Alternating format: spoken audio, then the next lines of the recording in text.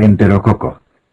En los abscesos abdominales no es obligado tratar los enterococos de forma empírica, pero si en la respuesta figura una combinación que además de ser válida para tratar gram negativos, anaerobios y bacteroides fragilis, también es eficaz contra enterococo, sería una opción también válida. El tratamiento habitual para enterococos es penicilina o ampicilina, y en caso de alergia a betalactámicos, la alternativa sería vancomicina. La gentamicina es sinérgica, y sería obligado asociarla en la endocarditis enterocócica. Quinopristina con dalfopristina y linezolid son nuevos antibióticos eficaces contra enterococos. En el caso de quinupristina con dalfopristina solo sería válido para el enterococo faecium. Tuberculosis. Conceptos. La tuberculosis es una importante infección y aunque conocida desde antiguo, aún supone un importante problema de salud en muchos lugares del mundo. Para entender bien esta enfermedad cuya patogenia es compleja y todavía no bien conocida, es necesario tener claros unos conceptos generales. El huésped adquiere la microbacteria, generalmente se produce una situación, como luego expondremos más detalladamente, que denominamos infección latente. El paciente generalmente se encuentra asintomático y la única forma que tenemos en la clínica hoy en día de demostrar esta situación es la existencia de una prueba de Mantoux positiva. Por lo tanto, ante un resultado positivo, podremos decir que ese sujeto tiene al menos una infección tuberculosa latente. En algunos casos, generalmente, a los que los 2 primeros años de adquisición de la infección, el sujeto puede pasar de ese estado de latencia a una situación de enfermedad caracterizada por diversas manifestaciones clínicas y por la capacidad de multiplicación del bacilo, aparece entonces lo que denominamos enfermedad tuberculosa, tuberculosis activa o secundaria, y hoy por hoy la única prueba que nos permite demostrar su existencia es la realización de un cultivo. El diagnóstico de certeza de la enfermedad tuberculosa requiere de un cultivo positivo. Ni siquiera la observación de bacilos ácido-alcohol resistentes será suficiente para un diagnóstico de seguridad, aunque su visión es una ayuda muy útil para establecer el diagnóstico de sospecha e iniciar un tratamiento empírico. Se debe tener en cuenta que como la prueba de Mantoux es producto de una respuesta inmunológica frente al bacilo, ésta no se negativiza aunque tratemos la enfermedad. En general, el Mantoux solo se negativizará cuando aparezca cierto grado de inmunosupresión, como puede ocurrir en los ancianos. Patogenia. Podemos repasar de forma sencilla los aspectos más importantes de la patogenia de la enfermedad, siguiendo el recorrido del bacilo tras su adquisición por vía respiratoria. Tras ser inhalado, alcanza las zonas más declives del pulmón y su llegada al alveolo produce inicialmente una respuesta inflamatoria inespecífica caracterizada por una neumotitis que se acompañará de linfangitis y una adenitis regional. Esta respuesta morfológica a la infección inicial del bacilo es lo que configura el denominado complejo primario o complejo de Ghon, y como hemos señalado representa la respuesta inflamatoria inicial a la llegada de la micobacteria. Generalmente este proceso es asintomático, aunque puede evidenciarse en la radiología de tórax. Posteriormente, el bacilo va a tratar de pasar a la circulación sanguínea y diseminarse. A su vez, el sistema inmunológico irá desarrollando desde este momento la respuesta inmunológica específica frente a la micobacteria, mediada por linfocitos T, y que se establece a lo largo de varias semanas. Si el sujeto infectado es inmunocompetente, será capaz de controlar la infección y conseguir que el bacilo entre en una situación de latencia, infección latente, y si le realizamos un Mantoux, este será positivo. Esta situación de equilibrio puede quedar el sujeto durante muchos años, sin embargo en algunos casos el bacilo aprovecha la debilidad del sistema inmunológico para multiplicarse activamente y desarrollar lo que denominamos enfermedad tuberculosa. Esta situación aparece generalmente en los 2 primeros años tras la infección. Cuando el bacilo se reactiva, lo más habitual es que produzca enfermedad confinada únicamente al pulmón, tuberculosis pulmonar, aunque en este caso las lesiones tienden a localizarse en los vértices, donde el ambiente es más favorable para la multiplicación de la micobacteria. En otras ocasiones la bacteria puede diseminarse a otros órganos, generalmente por vía hematógena, produciendo las diversas presentaciones clínicas extrapulmonares de la tuberculosis. En algunos casos, además, el sistema inmunológico se ha debilitado en tal grado, por ejemplo infección por VIH, que la reactivación y diseminación del bacilo es generalizada, conduciendo a lo que llamamos tuberculosis miliar o diseminada. Generalmente en algunos pacientes con un sistema inmunológico muy deteriorado, la primoinfección no se sigue de un estado de latencia, ya que son incapaces de establecer una respuesta específica para la infección. En ese caso, la primoinfección conduce directamente a la enfermedad, que en algunos casos puede ser diseminada. Pleuritis tuberculosa. De las diferentes manifestaciones clínicas de la tuberculosis, la pleuritis suscita especial interés. Hay que tener en consideración que en la mayoría de los casos se trata de una primoinfección tuberculosa, y esto explica sus características. Muchos pacientes la presentaban durante su infancia. Esta infección posteriormente se resolvía sin otras complicaciones y en muchos lugares recibía el nombre de pleura. El bacilo a la pleura condiciona la producción de un exudado rico en monocitos, pero al tratarse de una primoinfección, la cantidad de bacilos presente en el líquido pleural es muy escasa, por lo que la búsqueda de bacilos ácido-alcohol resistentes y el cultivo del líquido pleural suelen ser negativos. Por este mismo motivo, en muchos casos, la prueba de Mantoux puede ser negativa y tampoco nos ayuda a establecer el diagnóstico. La presencia de la micobacteria en el líquido pleural activa los linfocitos que producen una enzima denominada adenosin deaminasa, ADA. La determinación de esta enzima en lugares con alta prevalencia de tuberculosis resulta útil para establecer el diagnóstico de tuberculosis en pacientes con serositis, pleuritis, pericarditis y ascitis, mediante su determinación en el exudado. Sin embargo, esta técnica tampoco permite establecer el diagnóstico de seguridad. Para ello debemos recurrir al cultivo de la biopsia pleural, si bien la visualización de bacilos ácido-alcohol resistentes en la muestra es altamente sugestivo. En muchas ocasiones, un contexto clínico adecuado, con una determinación de ADA positiva, puede ser suficiente para iniciar un tratamiento empírico.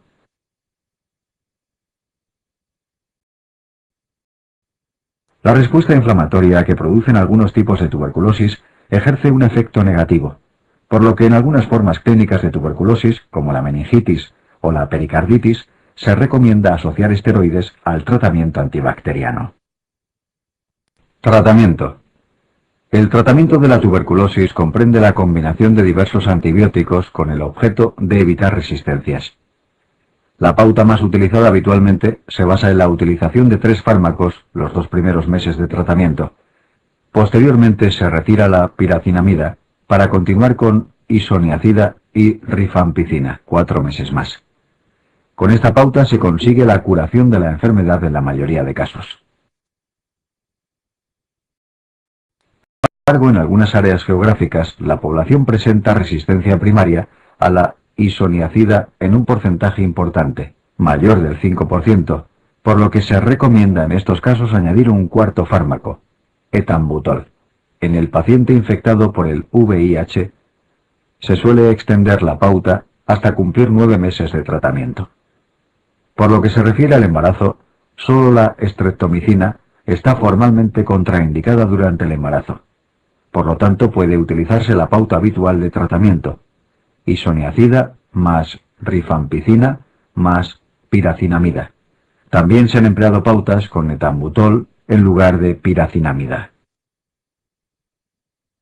Algunas formas clínicas de tuberculosis, como la meningia, osteoarticular o miliar, se suele recomendar extender la segunda parte del tratamiento con los 2 fármacos hasta cumplir 9 o 12 meses, pero la eficacia de esta medida no está suficientemente contrastada. Aunque los efectos secundarios de estos fármacos son diversos, se debe recordar que los 3 fármacos incluidos en la pauta estándar son hepatotóxicos, aunque son isoniazida y rifampicina los que deberemos suspender en caso de elevación importante de las transaminasas, 5 veces por encima del rango del laboratorio. El etambutol debe evitarse en niños pequeños por el riesgo de neuropatía óptica. Infección latente. Tratamiento. El concepto previo de profilaxis de la enfermedad tuberculosa ha sido reemplazado por el de tratamiento de la infección latente. Esta denominación, mucho más ajustada, nos indica que el objetivo de dicha actuación consiste en identificar a aquellos pacientes que puedan presentar una infección latente por el bacilo de Koch. De ellos, se selecciona a aquellos que tienen un mayor riesgo para desarrollar una enfermedad tuberculosa activa y se realiza tratamiento para erradicar la infección. Por ello, la prueba determinante será la realización de un Mantoux, que hoy por hoy es el único test que nos indica en clínica la existencia de una infección latente. Como tratamiento suele utilizarse la isoniazida en monoterapia durante 6 meses, si bien los estudios de los últimos años apuntan que una duración de 9 meses puede ser más adecuada. En los pacientes infectados por el VIH se recomienda prolongar la isoniazida durante 12 meses. Entre los sujetos con un mayor riesgo de desarrollar la enfermedad tras la primoinfección se encuentran los pacientes infectados por el VIH, los que adquirieron la infección en los 2 últimos años, es decir, convertores recientes, los sujetos con lesiones radiológicas fibróticas, los adictos a drogas endovenosas, silicóticos, inmunodeprimidos, trabajadores sanitarios, etc., que son los grupos que representan las principales indicaciones del tratamiento de la infección latente. Tener en cuenta que ante todo paciente que quiera tratarse una infección latente y por tanto iniciar monoterapia con isoniazida, debe descartarse en primer lugar la existencia de enfermedad activa que precisaría de terapia triple. Este aspecto es especialmente importante, como se verá a continuación, en los sujetos que sean contactos de pacientes bacilíferos. En estos casos puede ser útil la realización de una radiografía de tórax o incluso baciloscopias de esputo. Contactos. Ante un sujeto que ha tenido exposición con un paciente bacilífero, siempre deberemos realizar la prueba del Mantoux. Es esta la que nos orienta sobre la posibilidad o no de adquisición de la infección. Aunque la indicación de iniciar isoniazida depende del grupo de edad ante el que nos encontremos, todo individuo que sea contacto de un paciente bacilífero debe en principio recibir isoniazida. Si el Mantoux fuera negativo y el sujeto es joven, debe también iniciar isoniazida y repetir la prueba 2 meses después. Si el Mantoux siguiera siendo negativo, suspendería la isoniazida y si fuera positivo, completaría el tratamiento. Esta misma situación varía en un adulto, ya que si su primer Mantoux fuera negativo, solo iniciaríamos isoniazida si se demostrase conversión en un segundo Mantoux realizado a los 2 meses. En los sujetos ancianos debemos tener en cuenta que se trata de pequeños inmunodeprimidos y el Mantoux puede ser negativo, aunque presenten una infección latente. Por ello, en este grupo se recomienda ante un primer Mantoux negativo repetir la prueba a la semana para producir un mayor estímulo, y este segundo test es el que se valora. Debemos recordar que antes de establecer tratamiento con isoniazida, deberíamos descartar que el sujeto contacto no presenta realmente una enfermedad activa, ya que en ese caso la terapia debe ser combinada, evitando el riesgo de resistencias al usar la isoniazida en monoterapia. Este punto puede ser difícil en los niños, pues en ellos la enfermedad puede ser más larvada. Enfermedades de transmisión sexual. Uretritis, cervicitis. Gonococo y clamidia trachomatis son las 2 bacterias de transmisión sexual más importantes que producen uretritis en el varón y cervicitis en la mujer. Actualmente en España es más frecuente la infección por clamidia que no por gonococo. Para el diagnóstico y tratamiento inicial de esta infección, se debe tomar una muestra de exudado uretral o cervical y realizar una técnica de Gram. Si se observan células inflamatorias que en su interior tengan diplococos, cocos en parejas, Gram negativos, se realiza el diagnóstico de infección por gonococo. Si en el exudado se observan células inflamatorias sin diplococos Gram negativos intracelulares, se asume el diagnóstico de infección por clamidia. Se puede confirmar el diagnóstico mediante técnicas de inmunofluorescencia directa sobre la muestra con anticuerpos dirigidos específicamente contra esta bacteria. Es importante recordar que para diagnosticar infección por gonococo, los diplococos que se visualicen deben ser intracelulares, pues la visualización de diplococos gram negativos fuera de las células inflamatorias se corresponde simplemente con flora saprofita y no es diagnóstico de ninguna infección de transmisión sexual. Actualmente se debe asumir que todos los sujetos infectados por gonococo también lo están por clamidia, de modo que si se realiza un diagnóstico de infección por gonococo, se debe tratar de manera simultánea la infección por ambas bacterias. No ocurre lo mismo en el caso contrario. Si se diagnostica una infección por clamidia, se pauta tratamiento solamente frente a esta bacteria. En el manual CTO se pueden repasar las pautas de tratamiento posibles para cada una de estas bacterias. Sífilis. Diagnóstico serológico. La sífilis es una enfermedad de transmisión sexual producida por Treponema pallidum. En los últimos años se ha producido un repunte de su incidencia. En el manual CTO se pueden repasar los cuadros clínicos correspondientes a las diversas fases de la enfermedad. Sífilis primaria, chancro duro, sífilis secundaria, fiebre, adenopatías y exantema cutáneo con afectación de palmas y plantas, sífilis terciaria, goma sifilítico, cuadros neurológicos y lesiones cardiovasculares, y sífilis cuaternaria, tabes dorsal y parálisis general progresiva.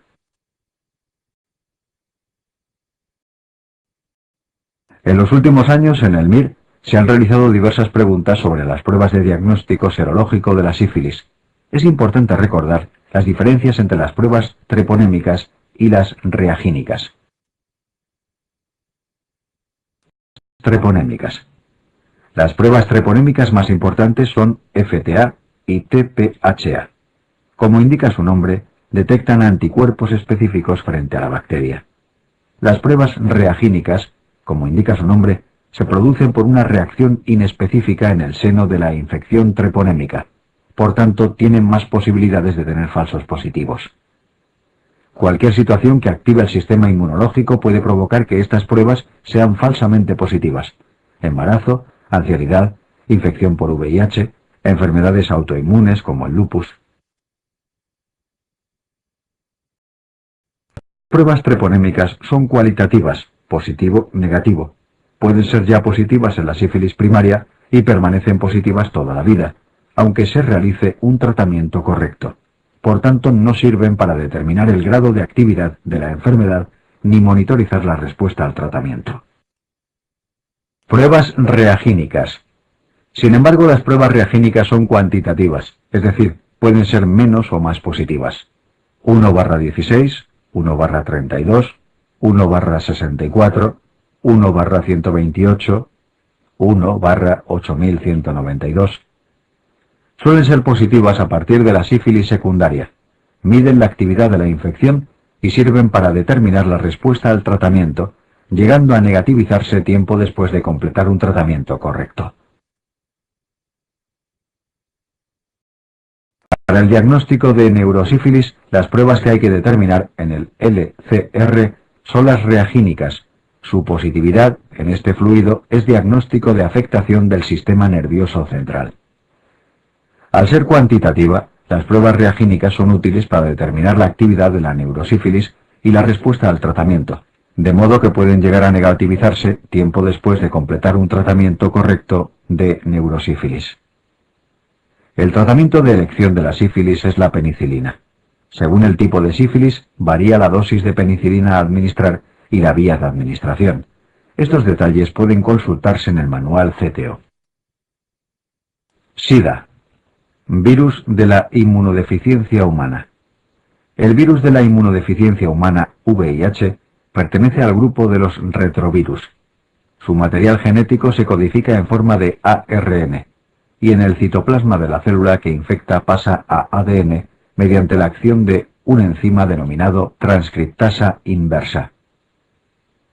VIH es capaz de infectar dos tipos de células en el ser humano: linfocitos T de ayuda, también denominados linfocitos T helper o linfocitos T CD4, y células del sistema macrocítico macrofágico, monocitos, macrófagos y células derivadas de los mismos. El VIH reconoce a las células que va a infectar mediante una proteína de su envoltura denominada GP120. Para que el virus penetre dentro de la célula, la proteína GP120 se tiene que unir a dos estructuras proteicas de la superficie de la célula, que son CD4 y CXCR4, en el caso de los linfocitos T, y CD4 y CCR5, en el caso de monocitos y macrófagos. CD4 es el denominado receptor del VIH y CXCR4 y CCR5 son los denominados correceptores. Una vez que GP120 se ha unido al receptor y al correceptor, entra en acción la otra proteína de la envoltura del virus denominada GP41. GP41 también se denomina proteína de fusión, dado que su misión es la de fusionarse con la membrana de la célula, formando un poro a través del cual el ARN del VIH penetra en el citoplasma de la célula, que de este modo queda infectada.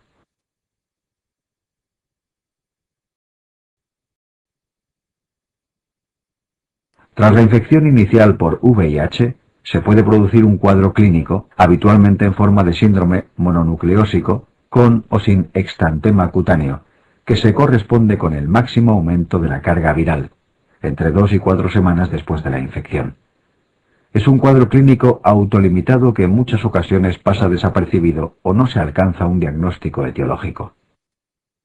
El sistema inmunológico actúa inicialmente frente al VIH, reteniéndolo en los ganglios linfáticos, anclando a los viriones en las prolongaciones de unas células denominadas células dendríticas foliculares. Esta acción inicial del sistema inmunológico se corresponde con la disminución de la carga viral, que detecta virus circulante en sangre, y un aumento del tamaño de los ganglios linfáticos en diversas localizaciones. El aumento del tamaño de los ganglios linfáticos se corresponde con la denominada linfadenopatía generalizada persistente. Transmisión. La infección por VIH se puede transmitir por 3 mecanismos: por vía sexual, a través de la sangre y sus derivados, y mediante transmisión vertical, madre-hijo. A nivel mundial, la causa más frecuente de transmisión del VIH en la actualidad es la vía sexual heterosexual. La infección por VIH se puede transmitir por cualquier tipo de relación sexual, y es más fácil la transmisión del varón a la mujer que no al contrario.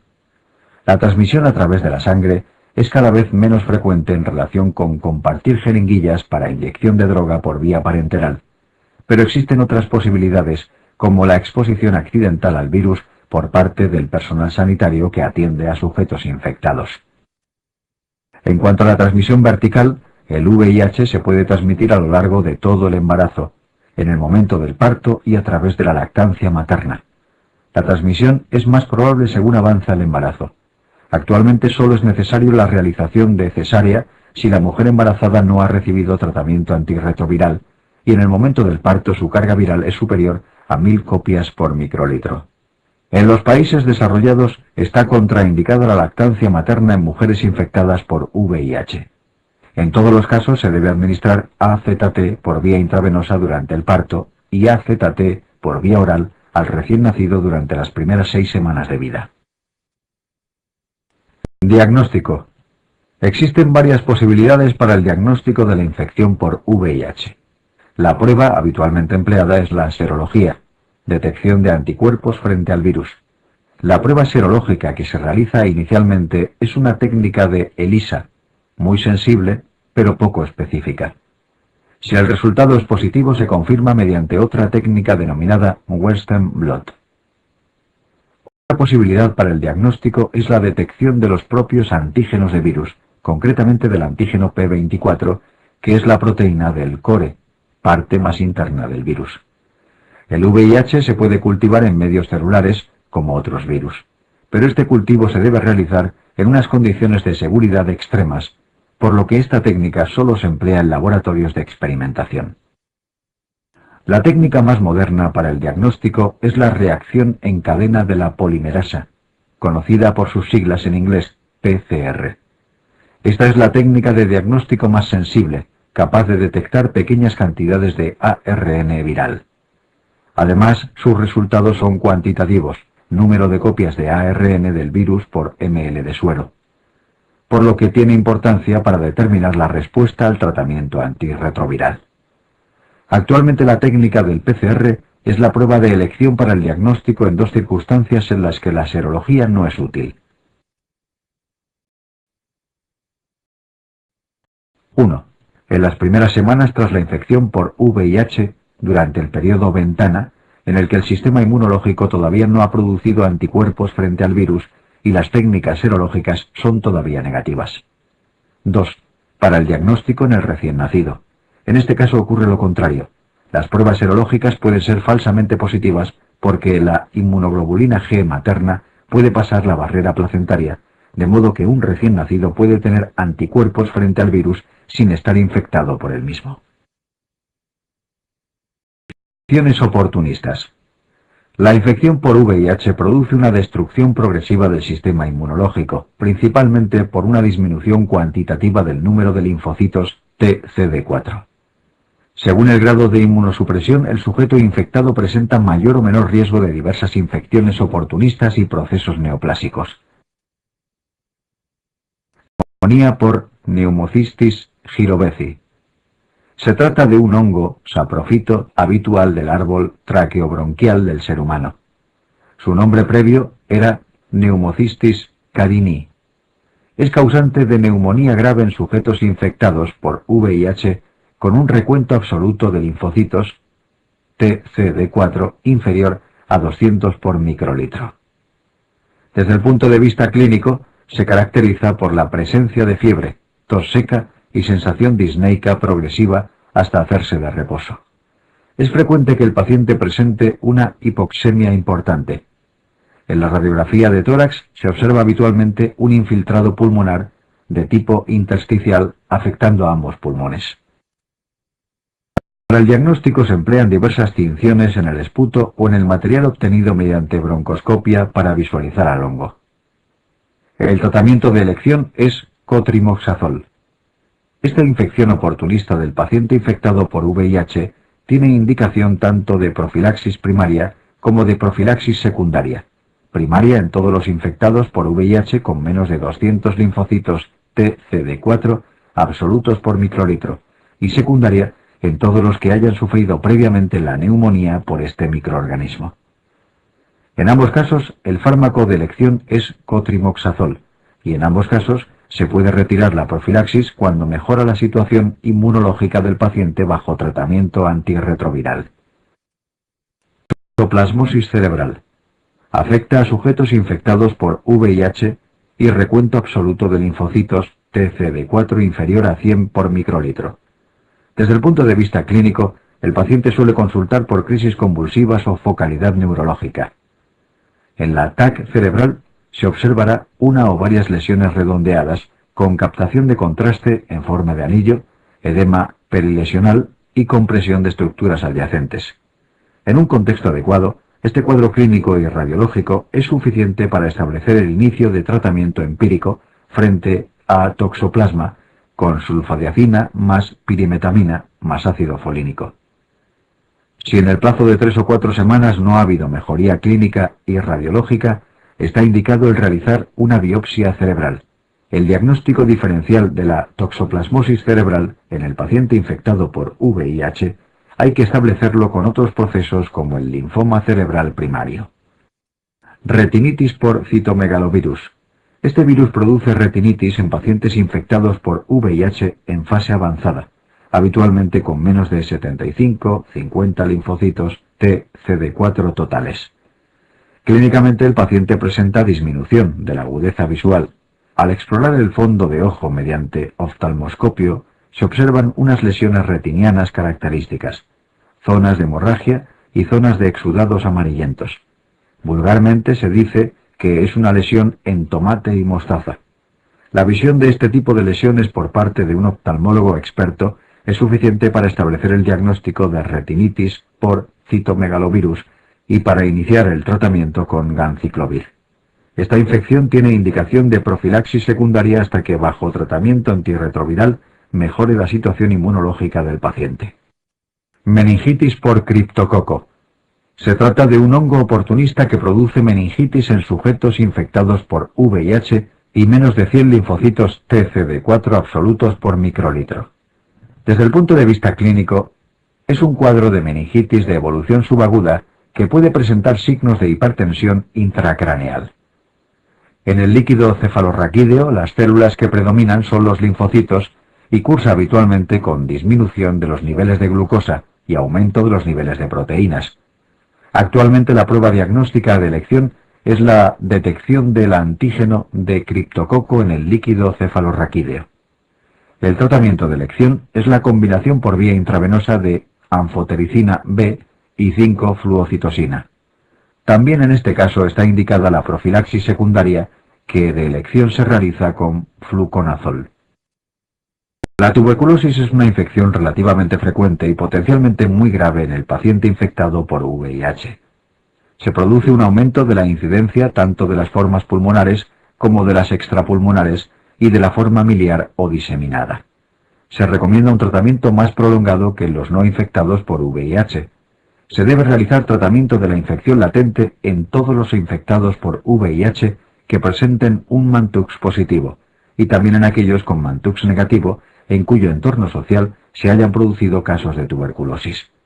Es importante recordar que siempre antes de iniciar el tratamiento de la infección latente, clásicamente conocido como profilaxis, se debe descartar cuidadosamente la posibilidad de una infección activa. Tratamiento.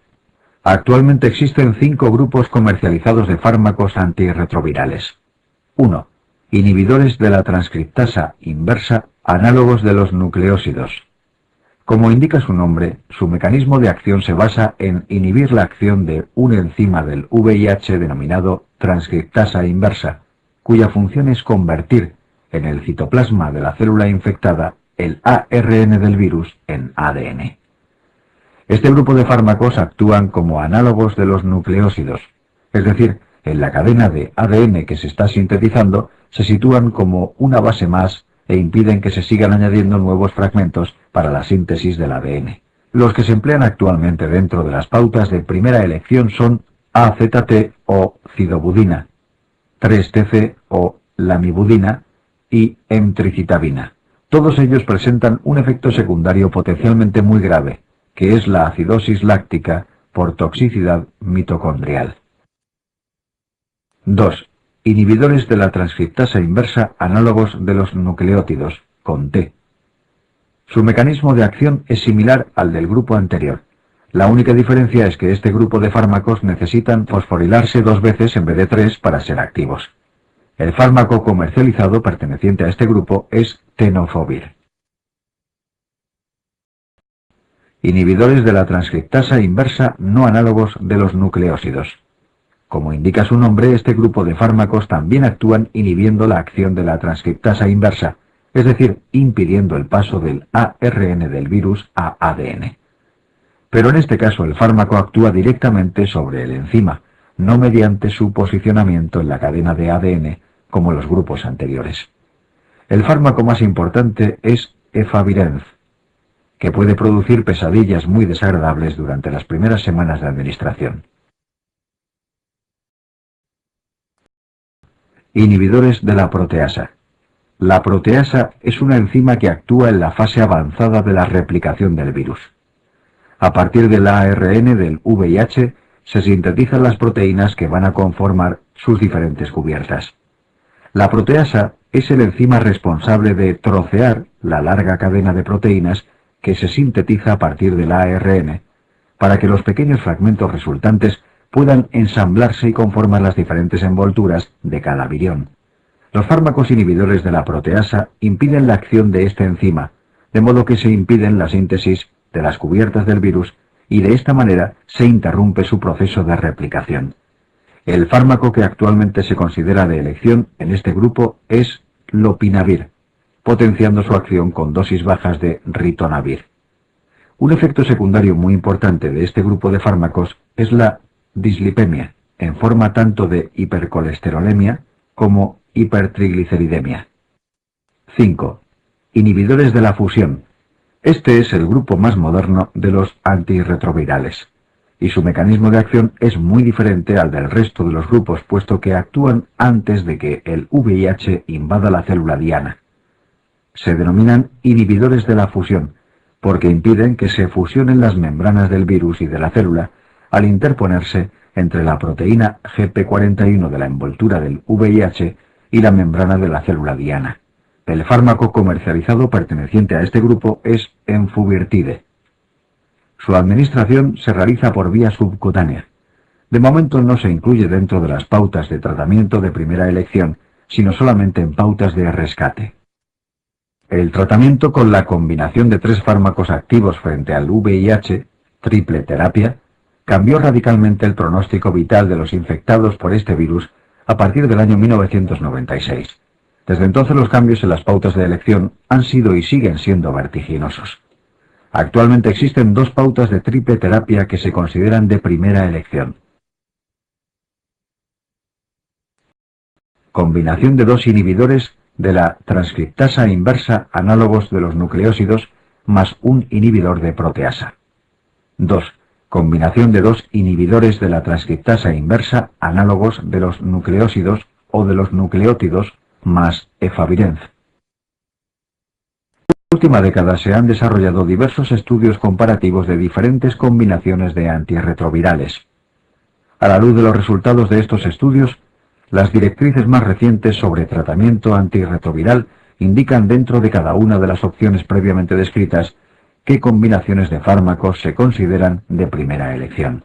De este modo, en la primera opción, combinación que incluye un inhibidor de la proteasa, la pauta de elección es la combinación de 3-TC o emtricitabina más AZT más lopinavir potenciado con ritonavir. En la segunda opción, es decir, la combinación con efavirenz, las posibilidades que se consideran hoy en día de primera elección son 3-TC o emtricitabina más AZT o tenofovir más efavirenz.